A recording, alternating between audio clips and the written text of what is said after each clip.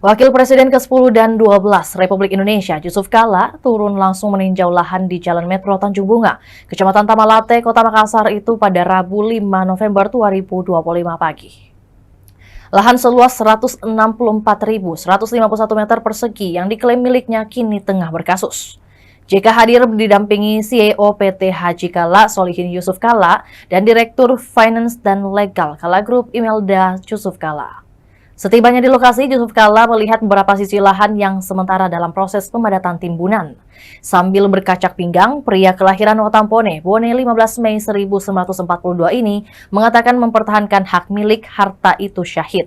JK mengaku membeli lahan itu langsung dari ahli warisnya 30 tahun silam. Dia pun tidak terima ketika lahan yang dibeli dari ahli waris Raja Goa alias anak Raja Goa tiba-tiba ingin dirampok. Ketua Umum Palang Merah Indonesia ini menuturkan lahan tersebut dahulunya masuk dalam wilayah Goa. Namun berjalan waktu masuk dalam wilayah administratif Kota Makassar.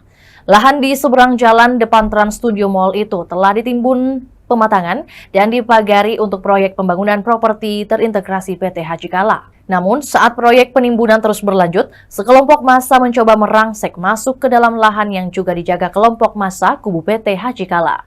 Bahkan terjadi bentrok antar kelompok massa pada Sabtu 18 Oktober 2025 malam itu, berakibat adanya korban luka 3 orang terkena anak panah. Kuasa hukum PT Haji Kala, Asistika, mengatakan kelompok massa yang melakukan gangguan fisik itu diduga dari kelompok GMTD.